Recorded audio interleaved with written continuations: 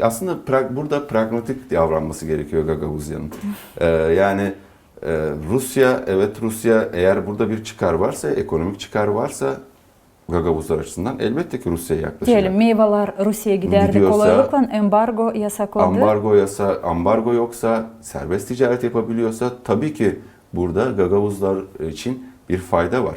Ama Avrupa'dan da veya Türkiye'den de veya başka bir coğrafyadan da Gagavuzyalar için bir fayda varsa muhakkak ki oraya da yönelmeleri, o bakış açısına da bir dikkat çekmeleri gerekiyor.